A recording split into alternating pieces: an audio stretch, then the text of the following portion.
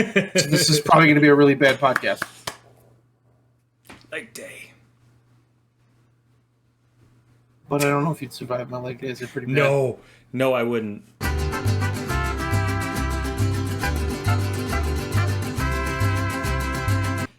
Hello, everybody, and welcome. This is the BREWDCAST. I am, as always, Bud Robinson, and with us tonight is Town Robinson. How you doing, Town? I'm so good. It's great. I've decided I'm just calling you Town Robinson. It's not mine. I'm not a Robinson officially. Yes, you are. You are. No, I'm not. Yeah. I'm not. Wait, didn't Town also almost marry your sister? Cousin? What the hell was it? I think you've married into our family twice now. Leon and then I think it was my sister. I don't recall marrying Leon. Well, you said that you did.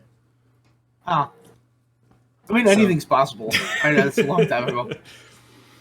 I wasn't drunk back then. No, I'm not, so. Yeah, that's true. Yeah. So we have a lot to go over tonight. Dynamite. Orange Cassidy won. He did. Which I saw that coming. You kind of called it. I think they're going to stretch that out a little bit, but I also think they're going to Swerve is the guy. Swerve is the guy. I think you're right.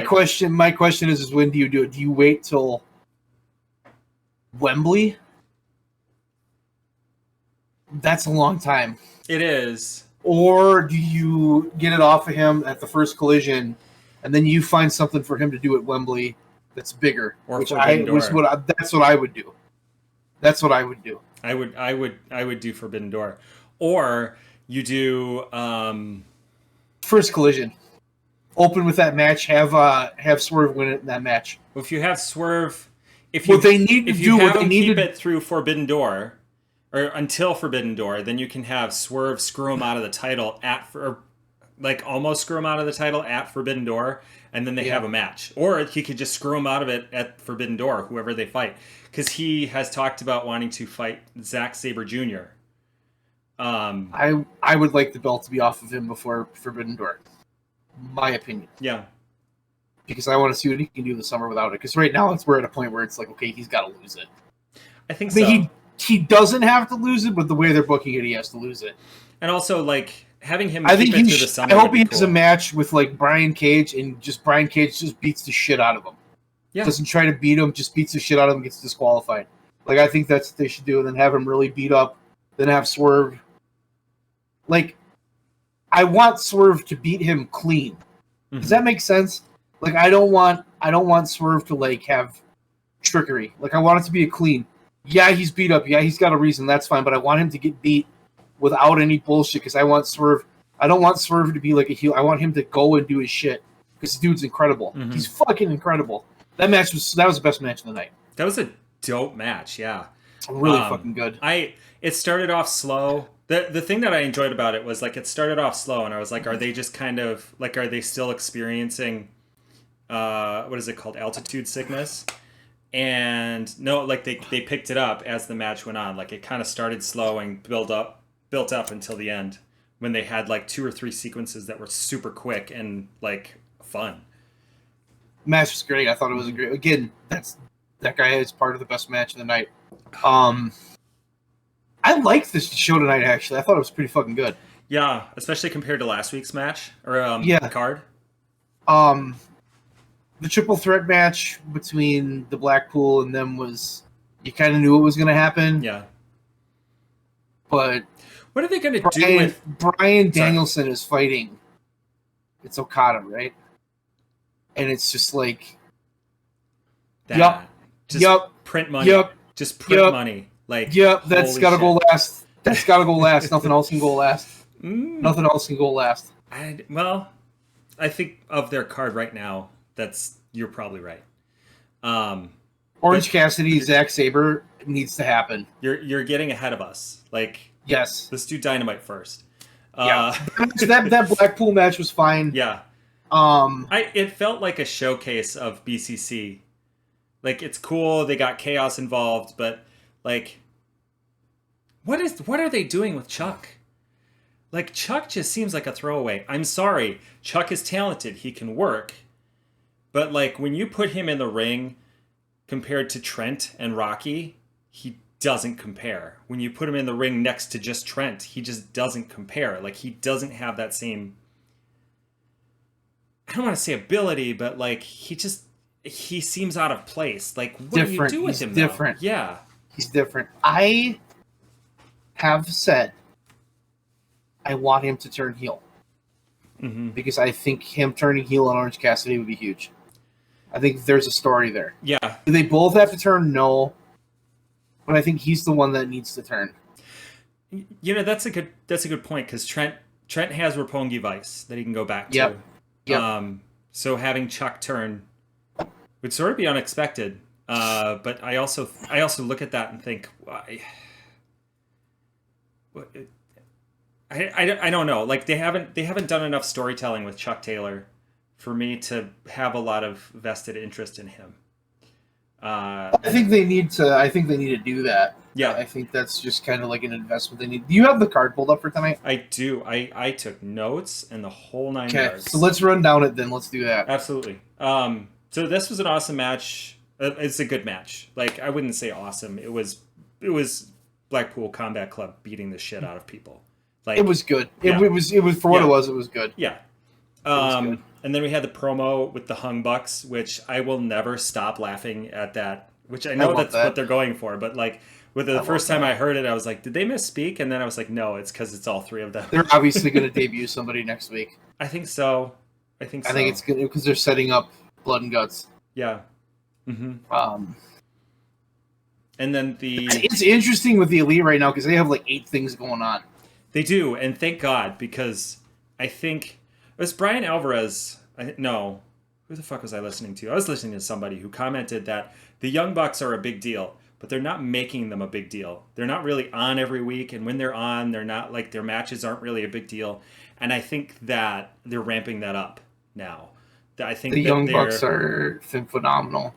They're amazing. Amen. The problem is when you put those 4 guys together, it's almost like too much. Sure. Yeah. Yeah. You know. Well, also, like, I think you pointed it out last week that him and Omega and Don Callis are kind of like jokey, and like that whole group became kind of jokey, and that made them less impressive, especially after Omega left. Like, when Omega took time off, that group just kind of languished, especially when they didn't have the Undisputed Elite to as their foil. So, yeah, I'm excited to see what happens next week. I'm excited for Blood and Guts. I'm excited for Omega Takeshita because I think that could be. Ooh, and Don Callis has a little bit of heat. I mean, just a little tiny bit. He needs to get holy. Like, when you compare him to Paul Heyman, like, that's an understatement. And those two guys, like, they came up the same way because like, Don Callis basically came up under the tutelage of Paul Heyman. Like, I don't know how closely they worked together.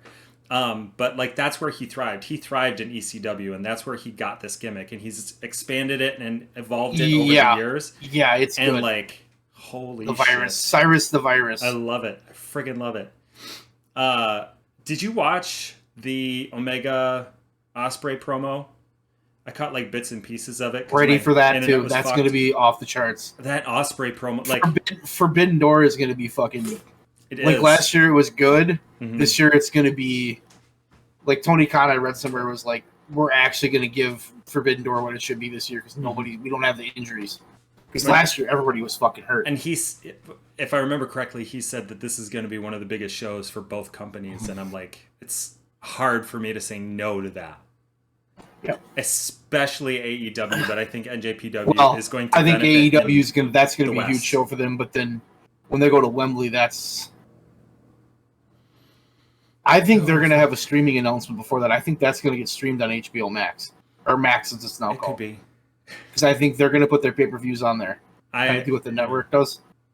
Oh God, yeah. I hope they do that with all of their library. I hope their entire library. Yeah, I would love that because I would. I don't know. I probably would get rid of Peacock. Yeah. I just use Peacock. Like, Peacock I should get rid of, but that's neither here nor there. I just got Peacock, actually. Because they have like a deal going on, $20 for a whole year, and I'm like, okay. The only reason I got it, not WWE, it's because Super Mario Brothers, the movie, is supposed to be coming out of there. Good movie. Yeah. I'm also envisioning, just as a callback, I'm also envisioning that Ospreay's going to win this. Because he has to. I think that what they're going to set up is Kenny Omega losing everything. And I don't think Ibushi is going to be the one who debuts next week, if that's what they do. I think it's going to be Okada, and that he's going to side with, or maybe somebody else. I don't know, but I don't think it's Ibushi. I just like, I think that's the pinnacle. I think you keep knocking Omega down peg by peg, like we did with Scott Borden, right? Like in WWA, you keep knocking him out down peg by peg, and he keeps losing, and he keeps losing, and he keeps losing, and then you bring back Ibushi, and Ibushi's like, "You got this, bud," and then I just that would warm my heart. But there's so many ways you could do it. There's a lot. Yeah. So we have. I think that. Well, we'll talk about Forbidden Door later. Let's continue on. So MJF Cole promo. Oh my god! I was not expecting Cole to come out. Oh my god! I knew he was going to be the guy, but I was sitting there like, is it going to be somebody else maybe? And then like in the back of my head, I knew it was going to be Cole, but when his music hit, I was like, oh shit, this is awesome. Promo that MJF unleashed on him was fucking glorious. But Adam Cole. Now there are not many people who can go toe to toe on the mic with MJF. There's not. Two that I've seen. Adam Cole is one of them. And Punk. That's it. And like, I loved that promo. I loved that promo.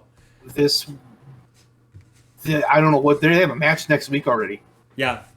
An eliminator. It's an eliminator. So I'm curious to see. I think MJF will get disqualified. I don't think they're going to pin him. Or do you pin him? Do you have him lose clean? Because then it really makes it seem like he's going to lose that belt. Yeah. I mean, you could. That's what Ric Flair would have done. Well, but that's Ric Flair. I thought this was great. I thought this was one of those. Sometimes AEW promos suck. Yeah. For various reasons. This was not. This was good no matter what company it was in. This was so like, and it was a good amount of time. It wasn't like. Yeah. Bing bang boom and everybody's the done. Crowd fucking hated MJF promo. I mean, it was vintage. When Adam Cole made the crack about MJF not wanting to take a piss test, I was like, oh, what was that about? Please enlighten me. Is he on steroids? Is that what he's implying, or was there like a piss test failure before? No, I think he's just implying that he's on steroids. Okay. Because of the body comment. Okay. That was really good. That was probably one of my favorite segments I've ever seen on the show. Yes. That's how fucking good that was. That was really good. Cole MJF, not Hardy Party. Yes. Okay. Hardy Party was like... Okay. What a terrible place to put that. Like, it's... Their thing is just bad. Like slapstick and sort of like goofy, and it's... Whatever. Like, it's fine, but having that after the MJF Adam Cole thing... just like knocked it down a peg, and I was just like, okay, I gotta go piss now. Like I did not hang out for that. I'm half curious to see what they do with Ethan Page, because I think that's one of the guys they've missed the boat on. Ethan Page, like so many times, and they had a moment, they had a split second moment where they could have just ran with him, and I think the problem was the Firm. I think the problem was that the Firm got knocked down some pegs when they weren't attached with MJF anymore. Yep. And that's kind of the vibe that I got too. Mm-hmm.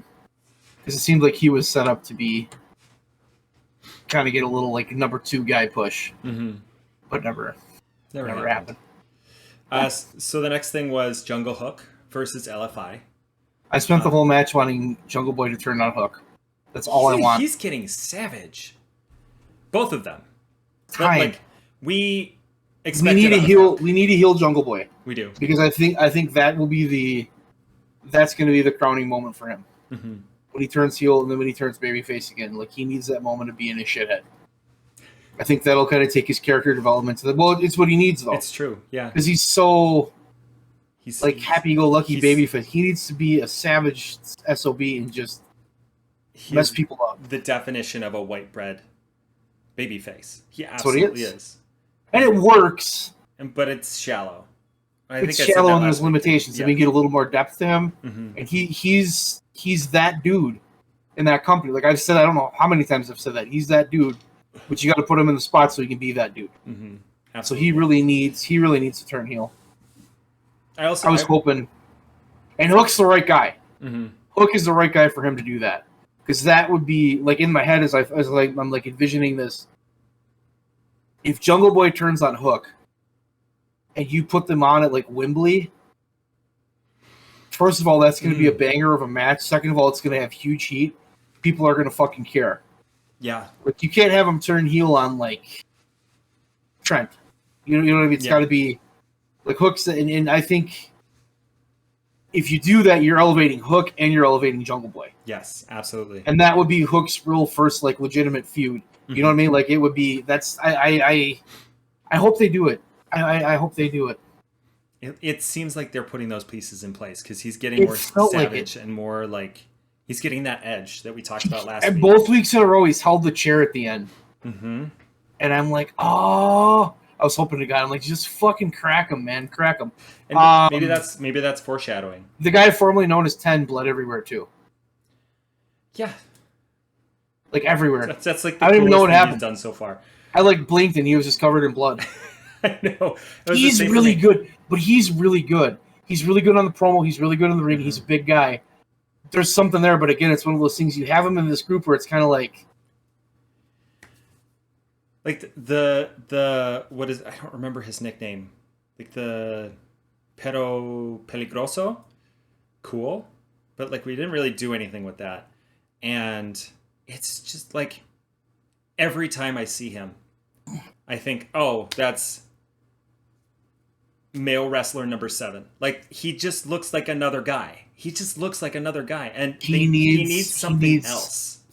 He needs to be. Him as a heel is great, but they got to figure out what the hell they're doing with him, because there's another guy that's kind of there that's like, if you can pull it out of him, mm-hmm. that fucker is going to be really, really good. Yeah, it's true. Fucker's going to be really. He's a good worker, mm-hmm. and he's got size, which is, they don't have a lot of size in that company. No, they don't. No. Like, so big guys are really like, Big Bill is like sticks out like a sore thumb, and that's part of the reason why he's getting a push. And that guy's getting better too. We talked about that last week. But what was next, bud? So next we had the Collision debut main event announcement, which was a surprise to nobody. I didn't know who the foils were going to be, but like CMFTR, I'm like, they're going to do this. Like I knew it was going to be. He wants to work with Samoa Joe, mm-hmm. and he wants to work with Switchblade. Okay, I didn't know that one. So, yeah. Cool. So I'm sure Tony's going to cater to him a little bit, but I really want him to like. He's not. I want him to get booed out of the fucking building, but he won't because it's Chicago. Yeah, but I want him to get booed out of the building. To get a boo in Chicago like that, that's got to be like that has to be his crowning moment. Is if he can. Oh my God! If he could do it. He gets that over in Chicago and then starts getting booed out of Chicago. I don't know anybody who's done that. Like, that'd be fucking amazing. So the next match was Konosuke Takeshita versus Demon Ace. In case anybody was curious, because they didn't introduce him at all. It was, and that's fine. I mean, there was some back and forth. It was a minute and a half long, in case anybody was curious. Squasharoni and cheese. Like, really, really the gist of that match was Konosuke looked great, and that fucking heat. Like, he's getting such a rub from Don Callis, and I love it. It's like, that's like a perfect fit for him. Yeah, he's going to get a big rub from that. I mean, that's just... And that guy's so good. Takeshi's so good. Mm-hmm. Or as MJF calls him, take a shitta.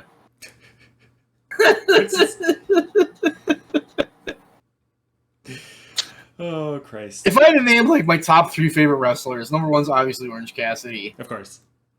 I'm pretty sure number 2's MJF. Like, it just has to be. The number 3, I don't even know. There's other guys I like, but like MJF is he's so enjoyable for me to watch because I always love the heels. I always have. I always like being the bad guy because it's more fun. Mm-hmm. And being a bad guy not being like a cool bad guy, but just kind of being like an MJF bad guy is really fucking hard to do. Because he's not trying to be cool. He's trying to be... He's trying to be a shithead. Like, that's because most people when they're heel, it's like they want to be heel, but they really want to be face because they secretly want to get cheered. He wants you to hate him, and he's so fucking good at it. It's true. Just like early 2000 Triple H. Yeah. Like 2000, like 99 to 2001. Man, that was next level shit, and that's where MJF is. He's above that. He's past that. I wouldn't even. There's not even close. But yeah, no, I. And then the promo with Don Callis was fine, but like again with the heat, there's got to be more coming in for that group. He's got to put a group together. He does. Like Takeshita is great, but like having him as the focal point. I'm sorry, like, he's a veteran to some degree, but like for the AEW audience, he's not necessarily. And so to have him, I think you can make him the focal point. I think you could do it. I think if you book him against Omega, right? I think he can be the top guy in that group. That's a good point. But you're right. You know they need like a tag team and like a number 2 guy. Yeah. You know. Yeah. But I'm all for it. I'm all for getting Takeshi down there because he's so fucking good. He is. Like you watch him work and you're just like, holy, he's a big dude too. It's just like, holy fuck, this guy can go. And watching him wrestle, it's like his generic foreign babyface gimmick was just like, now he's a dick. I love it. You know, he's like a scary, like, I'm gonna fuck you up now. I can fuck you up. I'm gonna do it. I'm not gonna be nice. I'm gonna kick your ass. Great, love it. All while I'm eating a Cinnabon. So the next match was Statlander versus good God. Anna JAS. Anna JAS for the TBS Championship. This was what I wrote here was this was a great showcase for Anna because I don't think she gets the great matches. I think this was a great match for both of them. But she's like sort of a good foil for Chris, at least for the first match. I think the problem with Anna Jay is that people look at her and go, she's just like a diva. She just has the looks. So they never... And she's so green. She's so fucking green. Yeah, I mean, there is that, but like, she's got something. And she's great. But the first time I saw her wrestle was during the COVID shutdown. Okay. And I saw her when they did those. They taped all those Dynamites, and once they brought her in, they hired her to a contract. I remember watching her the first time. I'm like, she's got a look, and she's got like that charisma that like people have. When somebody has a charisma, like an awareness in the ring, she had it. I'm like, she's gonna be good. She just needs time, and she needs a place to showcase it. Yeah. Her and Tay Mello, I believe she's called now. Like, they were great together as faces. They were great together as heels. But now with her out having a baby, it's kind of like, okay, now what do we do? Yeah. So, I think she's good in the JAS by herself, though. Like, especially with Angelo. I'm not vibing on the JAS as much as I was. It's become... They're losing steam. I agree. Big time. They gotta reinvent.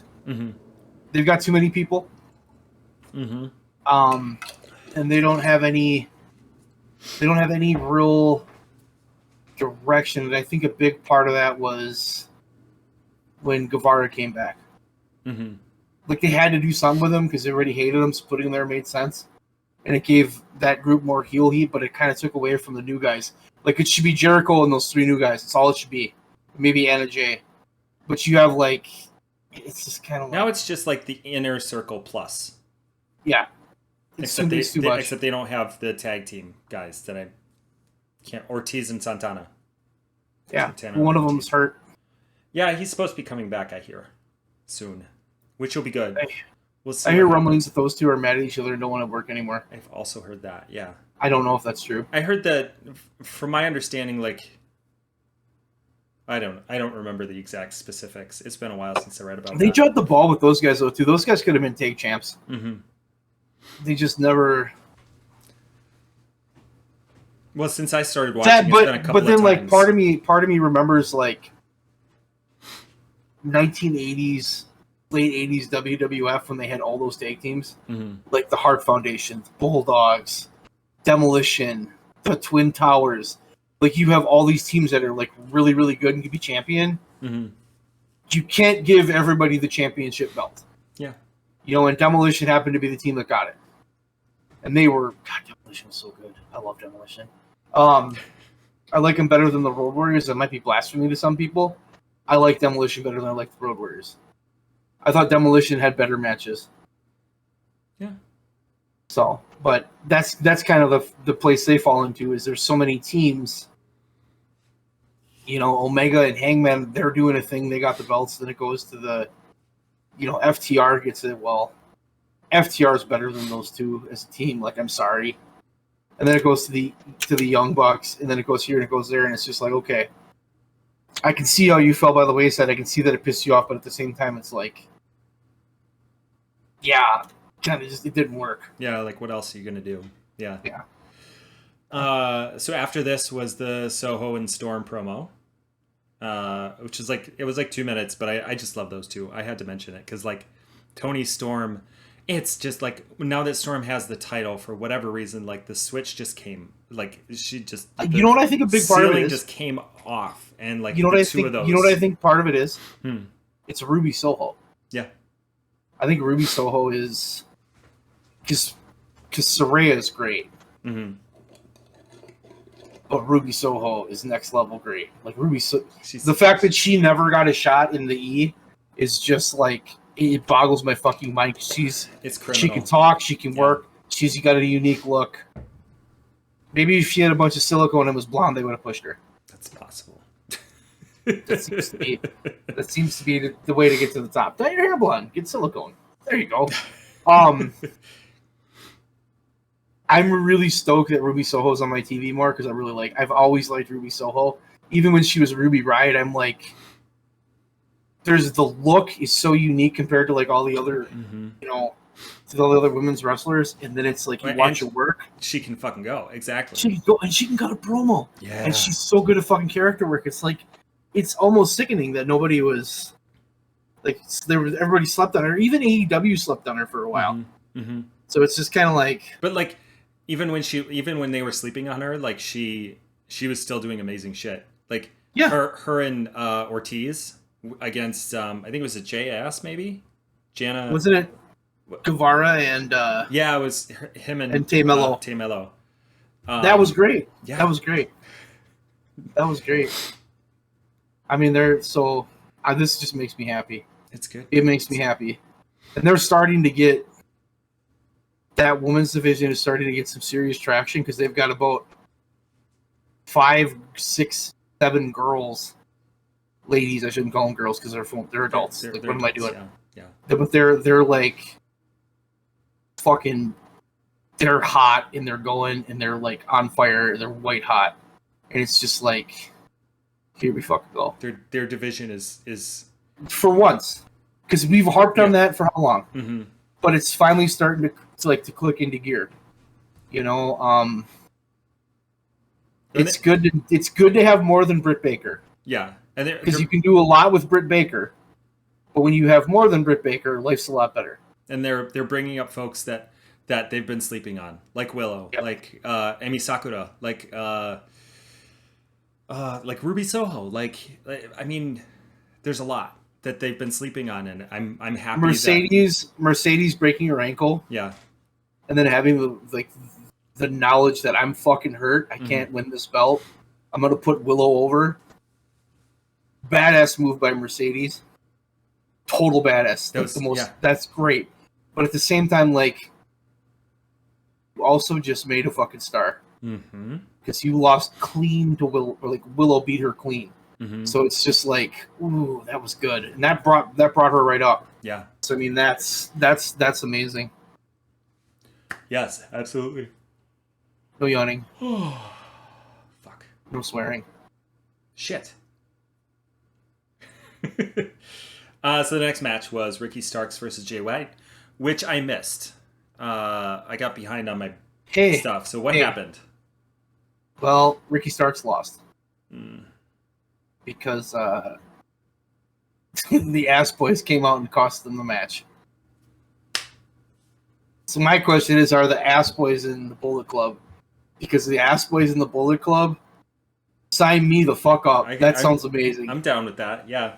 Those two might be the most improved wrestlers of like when we do our end of the year awards.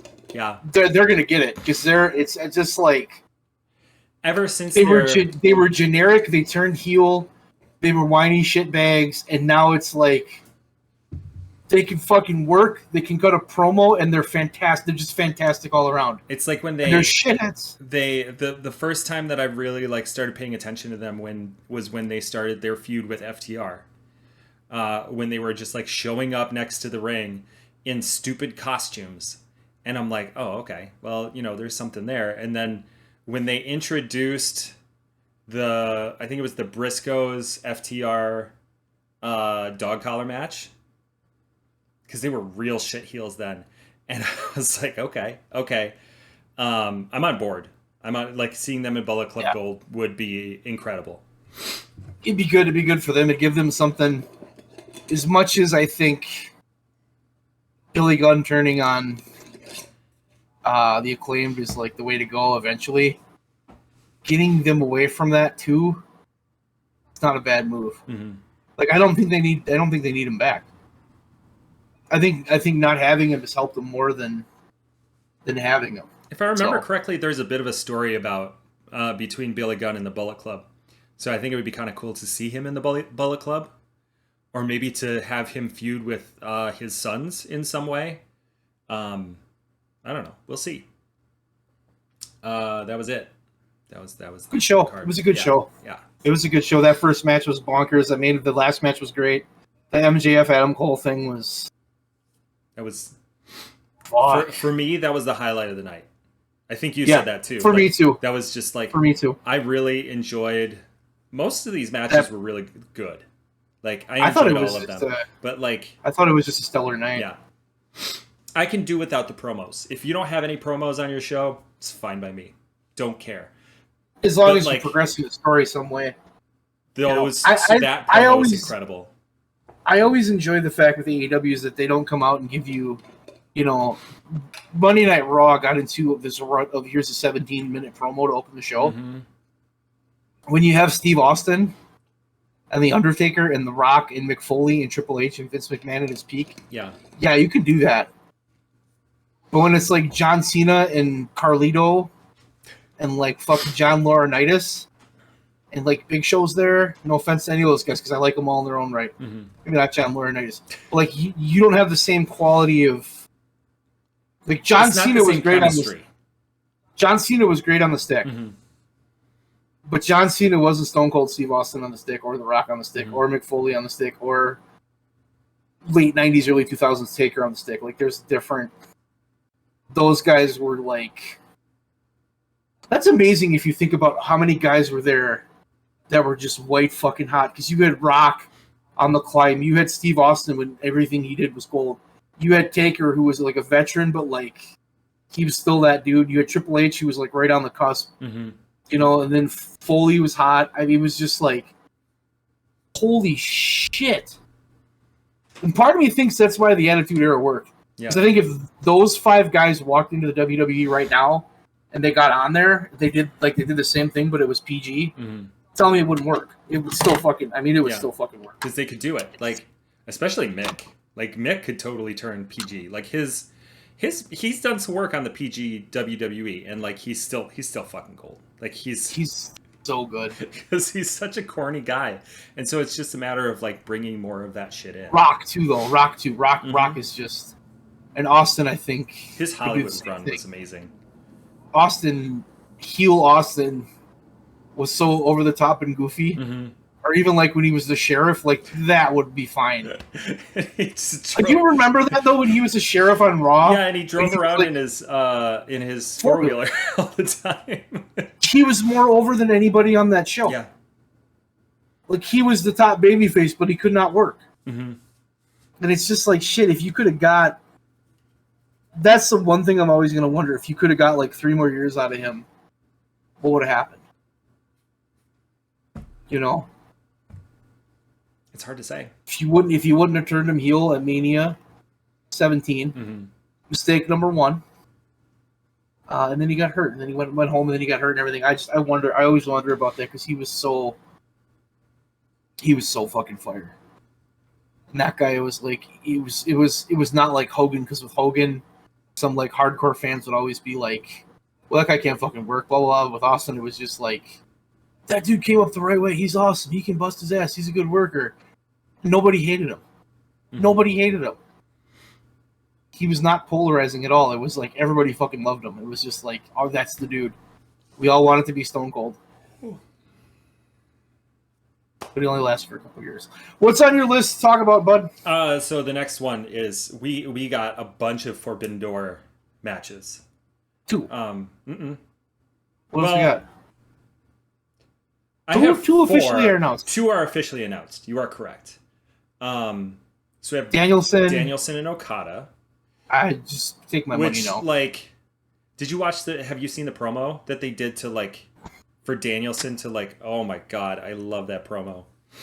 Bryan Danielson's doing the best work of his career right now. Yes, absolutely. And it boggles my mind. It boggles my mind how good he is. And how different he, like, I think I said this last week, how different he is from that whole Yes thing. It's just like, shit, if this guy was in WWE. But then again, if you look at WWE, when he became the world's champion or whatever, where he was like trying to protect the world and he had like a vegan championship belt and all that shit. I loved that. That was fucking cool. I was not paying attention at that time, but I saw somewhere that he had a wooden belt. I was like, this is fucking awesome. Like, I love, and he came so out good. In he had like the cardigans or something. He had some kind of weird gear that he always came out with. Yeah. It was fucking great. I mean, it was totally during the great. BCC match tonight. He said that this is each member in the BCC is the best they have ever been right now, and I'm like, that's right. Fucking right. Like, he's Mox, totally right. Danielson, they're all doing their best work right now. As much as Jim Cornette hates him, Jon Moxley's that guy. Holy fuck. And he's a bad guy and he's great. And then Claudio. Mm-hmm. How hard is it to book Claudio? Just go out there and fucking kill people. It's true. Like, it's seriously. True. Don't put him on the mic. You don't need to. Like, he can do fine on the mic, but like, just send him out there. Fucking murder people. And then have Yuta throw shares at people. Dude, I liked Wheeler Yuta when I first saw him work. Mm-hmm. When he was with Orange Cassidy and the Best Friends, not just because he was with him, because he was a good fucking worker. Yeah. And now it's like he's getting his character, he's getting his spot, and that's fucking good. And then Bryan Danielson is just, he's fire. He's like the godfather of pro wrestling right now. Well, he's so fucking amazing. In a lot more ways than that, because apparently he's doing a lot of work backstage too, creatively. Yeah. Especially with Collision, it blows my mind. It blows my mind that WWE didn't want him, and maybe he just decided he was done, which is very possible. Mm-hmm. But like, I listened to him cut an interview about how Vince McMahon told him to watch AEW and tell him what he thought. And he told Vince that AEW has a better wrestling product than we do because they actually wrestle. Mm-hmm. And part of me thinks him watching that was like, well, what the fuck? I'm going to go over there. Because this is what he wants to do. Like, he wants to be a producer, and he said that for a long time. Mm-hmm. But I can see producing AEW being more fulfilling. Mm-hmm. I could see producing WWE being a little bit more of a frustrating and irritating. Yeah, and WWE has some really good producers. Mm-hmm. Like Shawn Michaels is there. The Road Dogg is a great producer. There's some other guys in that backstage that are great. But I think Bryan set himself up to kind of be a backstage player in AEW for a while. Absolutely. Which is awesome. He wants that. He likes it, and great. The thing about him, and the thing that I've noticed with him is he's always willing to bring other guys up, and it's not all the focal point isn't always him. I think he did that multiple times in WWE when he wanted to put people over, mm-hmm. and they wouldn't let him. Because I mean, there's a ton of people. Because I heard another interview where he was talking about his greatest moment in WWE. Which the obvious answer would be WrestleMania 30. Mm-hmm. That's not his answer. His answer is my greatest moment was putting Kofi over. He said that was the best work I ever did. That was the most fun I ever had. And I'm like, I get that. There's something about being the bad guy and having the other guy get built up, being the shit heel, and then going out there, putting a good match, putting him over. Clean. Yeah. It's just like, I always enjoyed that. Kofi, that was always Kofi kind of is another guy that I don't think he'll ever leave the E, but I would love to see him in AEW. Like, holy shit. Or even NJ. Like, I would love to see him in NJPW. I think he could do in some amazing shit. I don't think he's got much left in the tank. It's very possible. He's been doing this for a very long time. He's been going for a long, long time. And he's, you know... It saddens me the way they gave him the belt, they had the huge run, they were doing great, and then Brock beat him in 10 seconds. And he went right back down the card. Fucking hell. Fun fact. Okada has said that he wants to fight Danielson, which he's knocking off now, Punk, and Triple H. He's not going to get that third one, unfortunately, but... yeah, because Trips can't wrestle. He could absolutely get the other two. And he said he wanted to do it sooner rather than later. It was like in an interview. It's interesting, though. Late last year. What really is interesting to me is a year ago at this time, we were talking about how everybody was like, AEW's done, WWE's back, da-da-da-da-da. Now here we sit a year later, and it's like, what the fuck is WWE doing right now? Just kidding. They're just there. They are never going to compete with they're never going to compete with AEW. I'm sorry, but that's like, and that's fine. They can be two separate products, but like AEW is a wrestling program. WWE has investors. They have, I don't know if they're public or private at this point, but like they're still public. They have still public. Investors. They have stockholders. They have people that they have Peacock. They have whoever's running their brand or whatever. Like they have all of these people who are expecting a certain product, and they cannot veer from that product any more than they already have. So they have NXT, cool, but that's it. Like that's as far as they can go with like the indie shit. AEW, the world is their oyster because TNT does not care. I don't even know if indie shit's the right name for that though.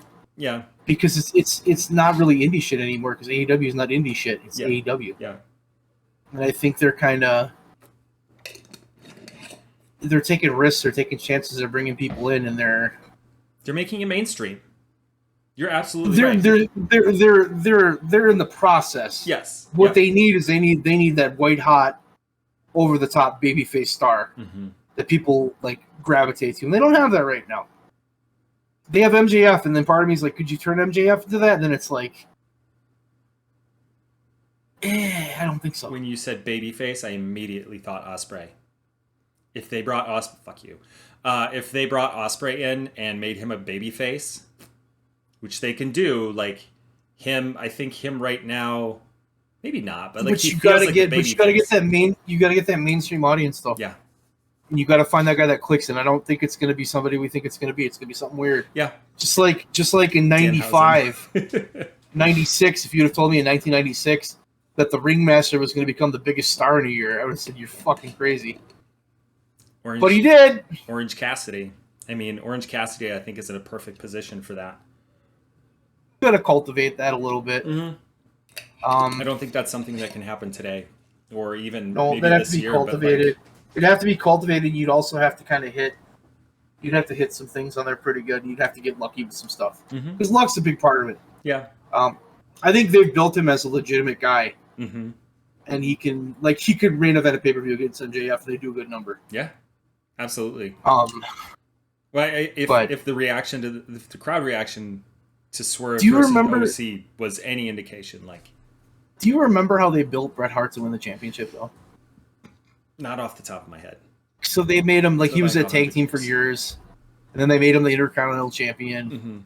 Then they wanted to get they had Ric Flair just lose it to Bret Hart randomly, and like it felt like he was champion, but he wasn't champion. So then he just started defending the belt all the time, and they slowly built him up, and then he got his confidence.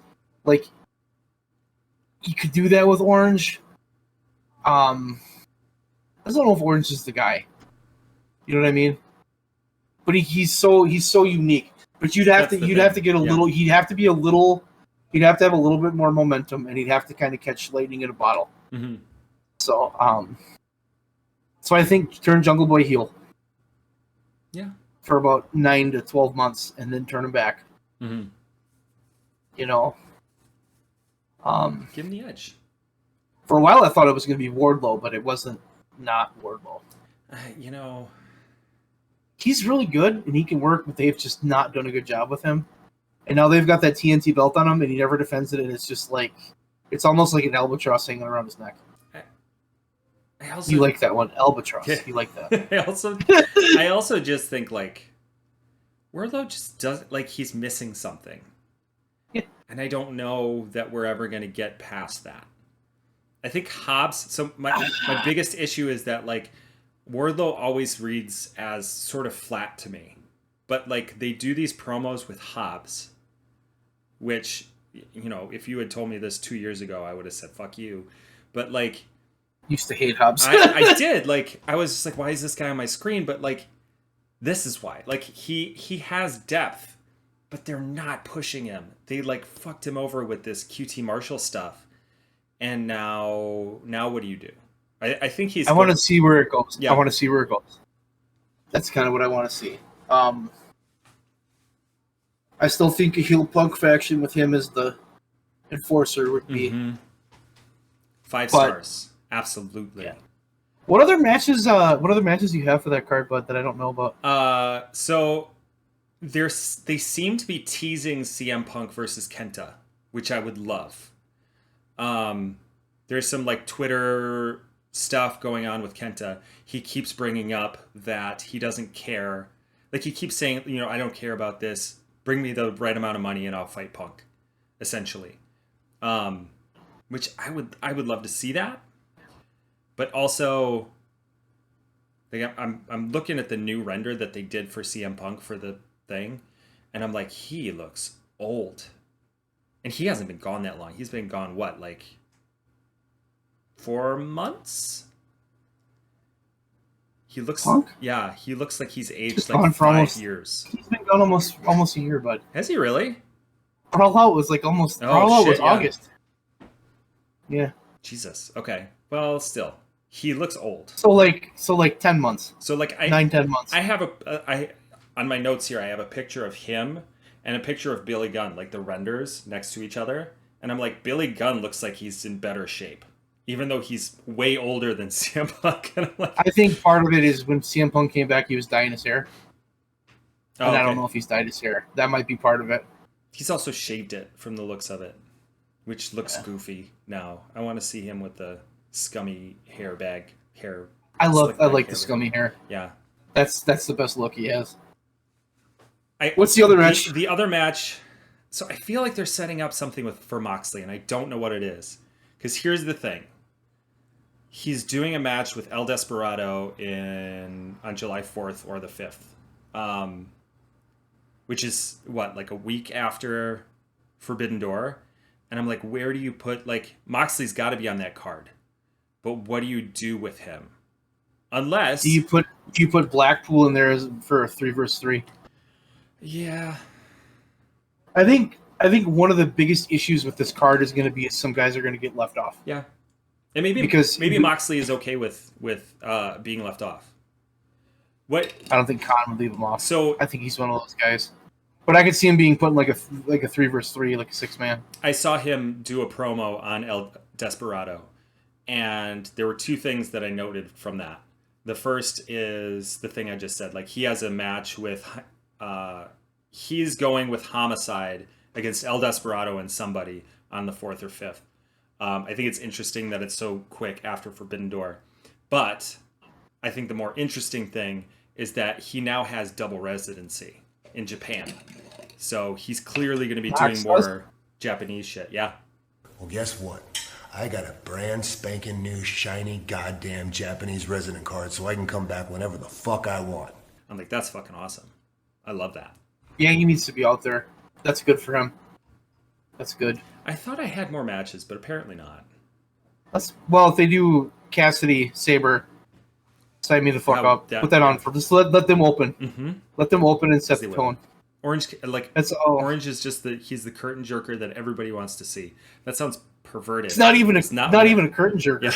Yeah. You could put him on anywhere in the card. But he always opens, which is, so I've said this before, but like it amazes me how AEW has built their brand around the stories, as opposed to, like, Vince is very, if you're first on the card, you're nothing.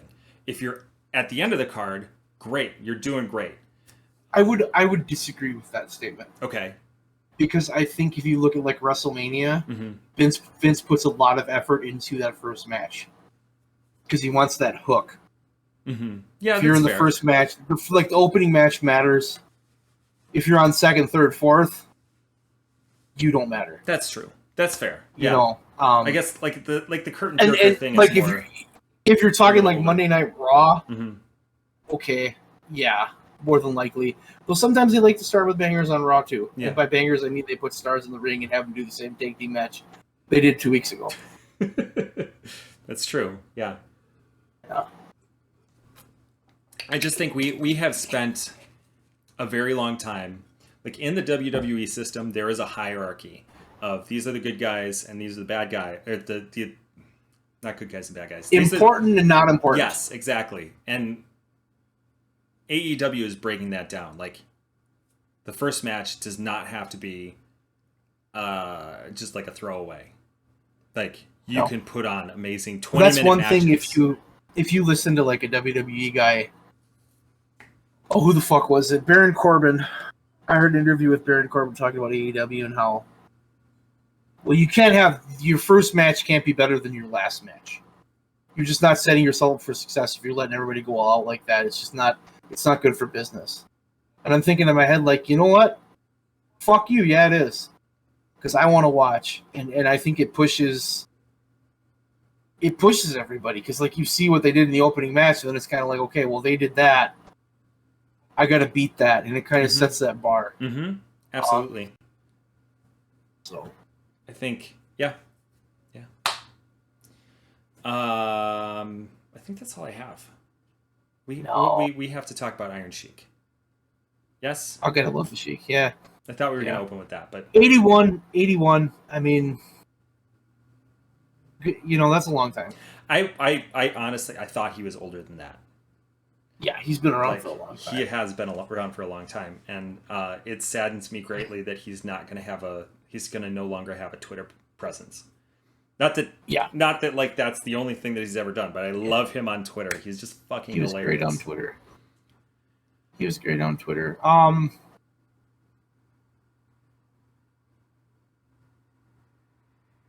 It's interesting because he is an example of a bygone era where you could just have somebody be different and be a foreigner and then give him the belt. That's all he was a transitional champion. Mm-hmm. You know, but Hulkamania sparked off of him. Not really, but you know what I mean. Like, he won the belt from him. Mm-hmm. In his career was kind of shitty after that. He didn't really do anything. He went into a tag team with Nikolai Volkov, which was fun, but you know they were two older, bigger, slower guys in the 1980s WWF tag team division. Mm-hmm. That was just fucking jam-packed with really incredible workers. You know, like the Bulldogs and the Hart Foundation. You know, the Rockers were there, I think, towards the end when they were there. Like, you had all those really, really good teams, and then you had Sheik and Volkov, where it's just kind of like, okay. One of these things. They're foreigners. Yeah. That's all we're doing here. Yeah. So, and I saw him wrestle in person at the Marathon Park in like 1991. Okay. It was WCW, but it wasn't WCW. It was like Windy City Wrestling is what it was. I remember this. Yeah. I'm still pissed that I didn't get to go because I remember. I went. Flyers. I got an autograph from Ken Patera. Okay. Somewhere in my old wrestling magazines, I still have Ken Patera's autograph. But Sheik was there, And I remember he came out and he wrestled, and I'm like, I was only a little kid because I was like 7, 6, 7, Mm-hmm. and I just turned to my dad and I go, "That guy's not very good." He was so fucking, he was so beat up in 1991. Yes. Yeah. But that dude lived such a crazy life. That dude lived such a crazy life. The things he saw, and his stories were amazing. His shoot interviews were amazing. He was kind of like everybody's crazy Iranian grandpa. He was absolutely that. You know, and it's constantly. he was 81. He was 81, so he had a good long life. Yeah. You know, he was great for what he was. Mm-hmm. I don't have anything bad to say about him. He sounds like he was a very interesting guy outside of the ring. Mm-hmm. I think a lot of his shtick in the ring, I think that fucker was in character way more than we think he was. I think so. Yeah. But I think outside the ring, I think he was a really good guy. Yeah. On a note of just depression, I watched the episode of what is that show on Vice, Dark Side of the Ring? Side of the Ring. Yeah. On Chris Candido. Oh God. Holy fuck, was that depressing? I have yet to see it. It popped up I on posted it. I posted it in the Oh, that's chat right. too. Yeah.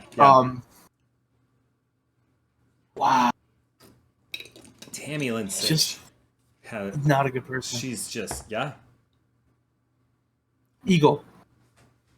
Her ego got out of control, and that guy only wanted to be a WWE champion. That's all his dream was, and then he got there with her, and then she decided that she was more interested in fucking Shawn Michaels, which is like, when you really look at that, you forget what a good guy Chris Candido was. Mm-hmm. And like, he basically got cocked, is the word we're going to use, by Shawn Michaels. You know, and it's just like, you know, because they were talking about on there, it's fucking depressing, because it starts off like, here's this kid that had this dream and did all this shit and started wrestling behind his mom's back when he was 15, and he'd ride a bus up to New Jersey to wrestle these matches, started his own backyard fed, did all this cool shit, got to Smoky Mountain, then got hired by WWF, it looked like he was going to be a star, and then they turned him into a body Donna. Yeah. Oh, they brought her with, you know, and she was in med school. Mm-hmm. So she was like she's an extremely intelligent person, and like academically. Mm-hmm. And she cheated on it with Shawn Michaels, and then they went to ECW, and they're talking about how in ECW, like, he'd be in the ring wrestling and she'd be in the back screwing other wrestlers. It's just like, what the fuck? But they were so hooked on somas and booze and shit. And did you ever see the interview that ECW did with Tammy, or with Sunny, we'll just call her? Like, the interview where she talked about her drug addiction? I don't remember that. Because I know, because it was on ECW on TNN. Mm-hmm. It was like scandalous, Mm-hmm. but that was fucked up the way Paul Heyman did that. And then Paul Heyman had them; they were like fake suspended off of TV, and he had them running the travel for the company. So Candido would use his credit card and book everybody's flights. Mm-hmm. And then Heyman would pay him back. Well, Heyman stopped paying him back, and they were like $180,000 in debt. They lost their fucking house because of that. And it's just like, oh, Paul. Yeah. Paul, man, what the fuck? So Paul Heyman didn't look good. Cornette had some good zingers at Heyman. You know, and I liked Chris Candido. Mm-hmm. Like, I really liked Chris Candido. I thought he was a good worker. Even when he was he Skip or Zip? I can't remember. Skip. Does it Yeah, I think he was Skip. Sonny and Skip. Yeah, he was Skip. Like, you watched him work and you knew he was good, Mm-hmm. but he just had a stupid gimmick, and there was just no way out of it. And then I think he was in WCW for just a hair before it closed down. Mm-hmm. And then he went to TNA and he was doing some cool shit. And then he got that leg injury, which I never saw the actual bump. He was trying to miss a cameraman and he bumped and fucking, oh my god, it was bad. It was bad. Like, his ankle got hooked and his leg just kind of went. Bah! I don't want to watch that. No, and then he had fucking surgery in Tampa, and then he went to TV 2 days later and cut a promo. Then he got on a plane, which you're not supposed to do after surgery because of blood clots. Okay. Got a blood clot and fucking died after he turned his whole life around. And it's just like, oh my god. And they could have done an entire episode on Sunny, but she's in a pretty serious legal battle right now because she killed a man. I thought she was dead. No, she's alive. I'm wrong. She's, that was depressing. That was one of those ones that was just utterly fucking depressing. It was kind of like the Grizzly Smith one, Jake Roberts dad, where you just watch that and it's just like, I don't even know why I'm watching this. This is just fucking terrible. Wrestling was, oh my god, like backstage wrestling stuff was let's say was, because I have hope for the future. I don't think it's as bad because I think all the social media people say shit. Yeah. And that then this cancel culture era, which isn't a bad thing, like people knock cancel culture, but we're canceling bullshit and people that are bad. Like, what's wrong with that? Yeah, but then you go on.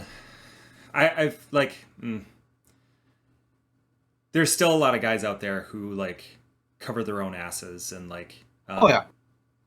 The name that comes to mind is Hannibal, like fucking spiked, like took a spike to the forehead of a ref in, I don't remember what fed, but he was. The guy wasn't in on it. He just got spiked and he's bleeding all over the place. And the booker, whose name escapes me right now, he's a big deal, just told everybody to say nothing to the police because the police came in because, like there was essentially a stabbing. And I'm like, how do you fucking book that guy anymore? But all of this came out on social media. How many times has that happened with that guy and it didn't come out on social media? Like, that's the thing. Yeah. That show is informative, but it's also, that one was depressing. Like the one on the Ultimate Warrior was like, yeah, he was fucking nuts. We knew that already. Like that one wasn't any, or like the Brian Pillman one was kind of the same thing where it's like, you kind of knew, but this one was just so, because he turned his life around. He finally had shit going the way. And I mean, he would have probably been a pretty big star in TNA. There in like 02 when that happened, or 03 or whatever. And it's just like, fuck, missed the boat on that one. It's a sad business in a lot of ways. And I think it doesn't have to be. I think it is like on an upturn, but like for so long, it was just like so many guys got fucked over. Like him, I look at that Attitude Era and the shit those guys put their bodies through and the drugs and this and that, and it's just like the steroids. Yeah. The steroids were off the charts. The drugs were off the charts. Fucking A, and those guys are like the 80s, man. Those guys from the 80s are all dying. But those guys from the late 90s are dying too at an even faster rate. Quicker. I think they were harder. That hardcore stuff really, look at Sabu. But like Sabu somehow has managed to stay alive this whole time. Like Sabu was one of the guys that I was like, Balls Mahoney's dead. Yeah. Axel Rotten's dead. Ian Rotten's dead. That ECW roster is just not many of them are left. I mean, there's a lot of WWE guys too that just and WCW guys who we lost to drugs or suicide or like it's nuts. When you start interjecting drugs and steroids and ego and money, it's really easy to see how that falls off. That's I think ego is the big thing. There was a big ego problem for a long time in that business, and I think we're turning that around because I think we have a lot of guys like Chris Jericho, like Mick Foley, like there's just a lot of those guys who are from the Attitude Era who are like, bring other guys up. It's not all about me. The guys before them didn't do that. Absolutely, yeah. I even look at like Chris Benoit and the shit that guy did. and he was so good in WCW, but God, he had to have a concussion every other day. And then he went to WWE, and it's like you got to get bigger. Here's this guy that's probably walking around legitimately like 185. Mm-hmm. Suddenly, that's legitimately 250 in like 4 months. Mm-hmm. It's like, wow, what did you do? And that's no good. That's no good for you either, because that fucks with your mind too. Mm-hmm. And then you get off of it, and you gotta. It's just. I think they do a better job of taking care of people. Yeah. I hope there's some things I see once in a while. AEW is a little riskier than WWE. Yes. But they're not doing like the unprotected chair shots and shit like WWE did. So I'm hoping it's a little better. But they tried it. That show is really. Sometimes, like I said, it's like, yeah, we know all this, and sometimes it's just kind of like, oh, holy fuck. But you don't know. I think is probably the but then you're like, it's getting thrown back in your face, and you're just like, holy shit. You get that one was hard. Did you see the Chris Benoit one? I've actually not seen any of them. That one was tough too, because they had his son on there, and they had Nancy's sister on there, and just like that ruined those people's fucking lives. Mm-hmm. That literally ruined their lives. Yeah.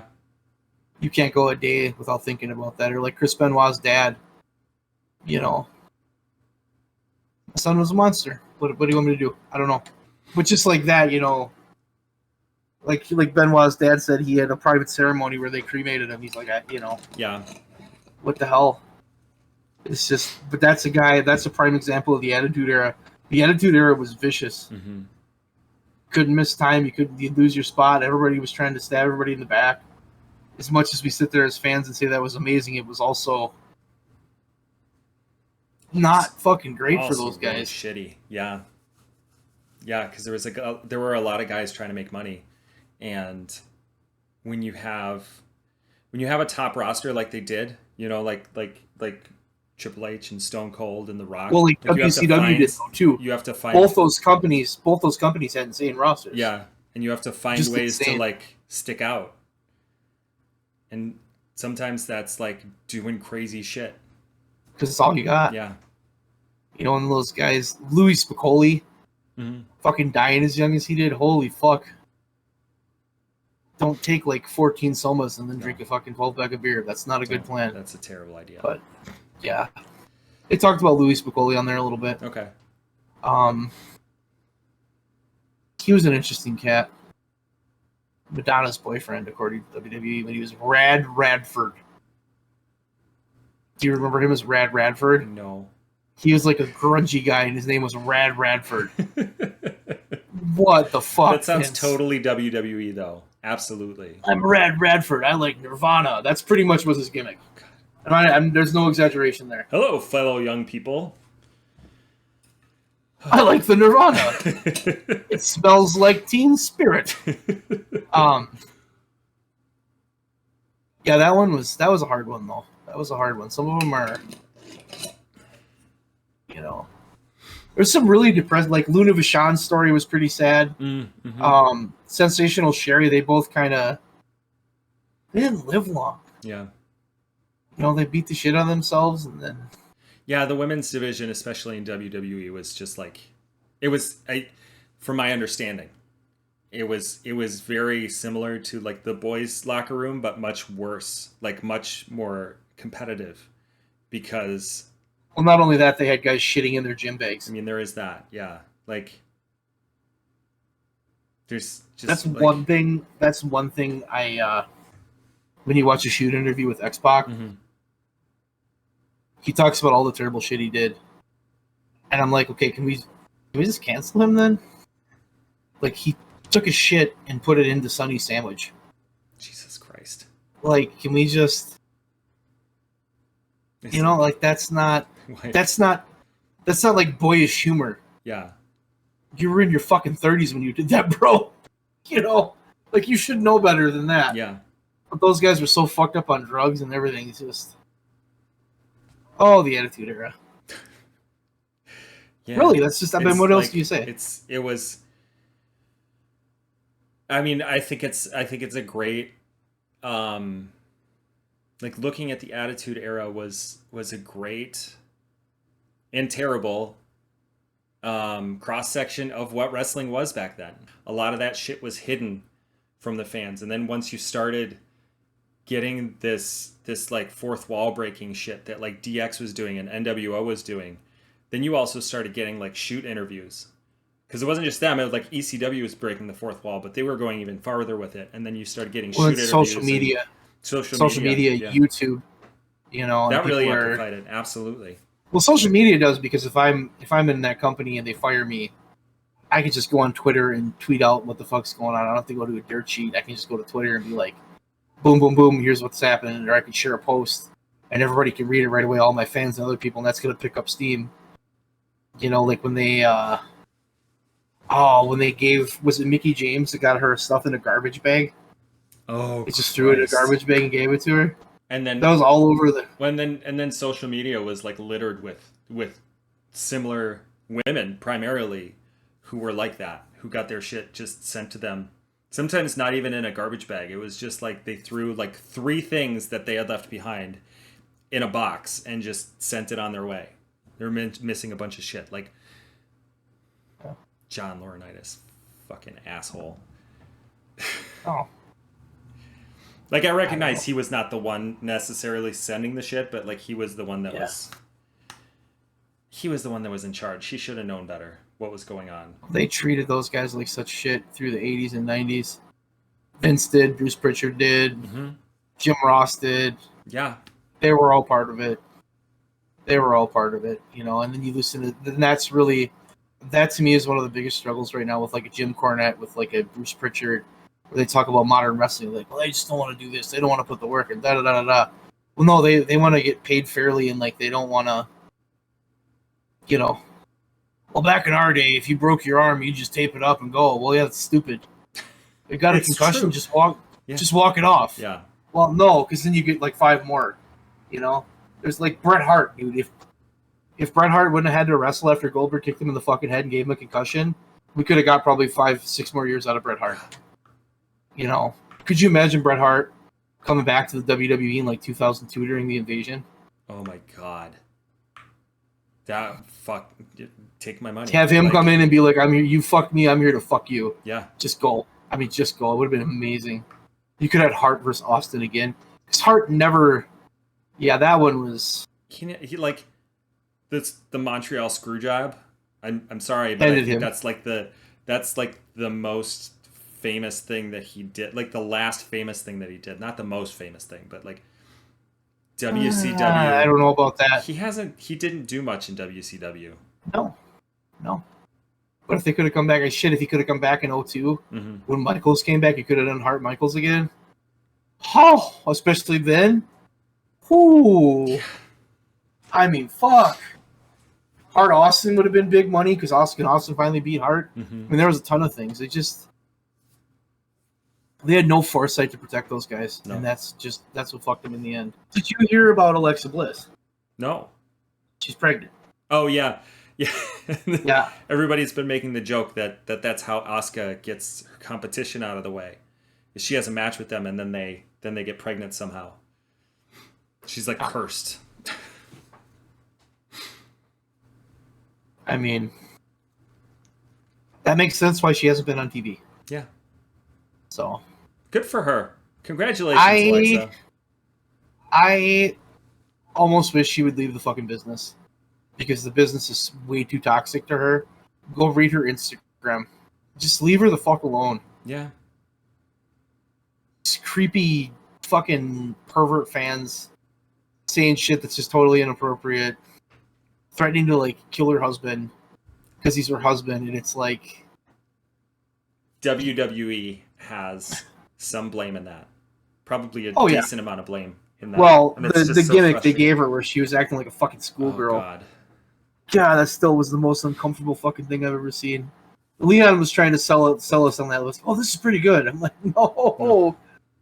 She's sitting in a swing like she's fucking 5, acting like a little kid. What the fuck? And they're sexualizing her. Like, come on, man. This is fucked up. That was the most... There's been a few uncomfortable things I've seen in wrestling, like Triple H fucking a mannequin was up there. But that was almost stupid. like offensively stupid. Yeah, it was The offensively Alexa stupid. Bliss thing was just like, what the fuck is wrong with you? You guys are fucking creepy old fucking perverts. So, It's hard to argue with that. oh, it is, but it's true. Yeah. No, Fight Forever. I'm looking forward to Fight Forever. Mm-hmm. Your We're gonna play it. girl made it on there. Abaddon. It's fun. Good. I Yeah. like Abaddon. Yeah. She even got a Did, reveal trailer, which I was shocked by. Is Danhausen on there? That's a good question. No, he's download content. Him and FTR are download content. Yes. FTR Together. No. Who's Danhausen with? Danhausen is with Hook. Oh, that makes sense. Keith Lee is with the Bunny for some reason, and they called it the Limitless Bunny Bundle, which I think is just hilarious. They also have the Revival, FTR, and then as a pre-order bonus, they have the Matt Hardy pack, which doesn't make me want to pre-order it necessarily. Oh, I'm gonna pre-order to get them all. This is a game that I'm all in on. I'm all in on this game. I'm ready for it. I haven't played a console wrestling game in quite a while, And because the 2K games went to shit. They have a ridiculous amount of like customization that you can do. You can apparently change the apparels like you could in, I think, No Mercy. You can change the apparels of the wrestlers that are on there. And also, I read that you can, like if you create a wrestler, you can't just like send them in to fight, Brody Lee or Sting or whatever. Like they have to go through the elite, I don't remember what it's called, like their career mode first. They have to like get experience, cool. which is kind of cool. I like that. It's kind of cool. Yeah. There's going to be a lot of orange punches being given out on there. They have Aubrey Edwards on here, which I think is awesome. Oh, she used to be a game developer. Did she really? She's an interesting one. I think that I bet you they have most of the refs on there. Not that I'm seeing. Bryce Remford. I mean, they probably have them, but just not as like playable characters. Aubrey is playable. And they might add more. The thing that I'm looking at this as I'm seeing is, I feel like they're going to release this game, and they're going to push this game for like 3 years. Yeah. And they're going to just keep adding content, which to me is the way to do a game now. Mm-hmm. Add shit. Yeah. Because if you make this a base game and then keep adding shit to it, I'm going to keep downloading it. Like I'm on board. I'm going to pre-order because I want Matt Hardy. It sounds stupid. I don't give a fuck. Because I'm going to buy it anyways. What's the difference? That's true. The funny part is that like you can't get Matt Hardy any other way. Yeah, that's a good play. It's a good hook. Pre-order. Yeah. It's a little I can't weird. decide if I'm getting it on PS5 or PC.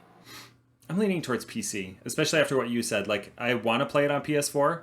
I'll probably buy it for console at some point, but I'll probably get it for PC first, because then I can do mods. Yeah. Well, there'll be mods. I don't know what kind of, but that was my thought process too. Mm-hmm. Because I can hook a controller up, but I do have the PS5, so I might do that. We'll have to see. Maybe there's a good chance I pre-order both and just get the DLC for both and say fuck it, because I'm like this is the first time I've been excited for a game in a while. Mm-hmm. Red Dead Redemption 2 was probably my last game I was excited for, and 7 Days Alpha 21 Monday. I'm very excited about that. Mostly because I've just like every time I go into that game, I'm just like, why am I even bothering? I'm not gonna play this. That's how I felt for like 3 weeks. You gotta start another Brood game on there and really just do. go. Yeah. Give us the outro, bud. Yeah, we're talking about 7 Days at this point. Oh, they have Owen Hart. I knew that. I didn't know that, and I think that's awesome. Anyway, it's like New Japan, Canada, Owen Hart. I fucking. It's not WWE one. Well, yeah, that makes sense. But you can change his apparel. But WWE's been trying to get him in a game forever, and they will not let him do it. And I'm like, fuck yeah. Martha Hart is really fucking smart. They do not like I don't know if you know this, but the Hart family is not on good speaking terms with WWE. But there's drama between Martha and Brett because Brett went back. Oh, is there? I didn't know that. There was. I don't know if that passed, but they were kind of saying, because when Brett came back and the whole family showed up to that Mania, and when he fought Vince in what was probably the worst wrestling match in the history of the world, they wanted to do some shit with Owen, Mm-hmm. and Martha said, "You are absolutely not using his name at all. We will sue the shit out of you." To which I say, yeah, her lawsuit, justified. Yeah. Totally fucking justified. Yeah. They killed him. They fucked up. They legitimately killed him. They fucked up. You know? So absolutely. There's no way to downplay that one. But I'm glad he's on there, and I'm glad they have a tournament for him, because it's good to remember him and how fucking amazing he was. Because he was such an amazing talent. Mm-hmm. But and outro, bud. Yes. Outro. Yes. Outro. This has been the BREWDCAST, and we've been up and down and all over the place. I am Bud. This is Town. Everybody, sleep well.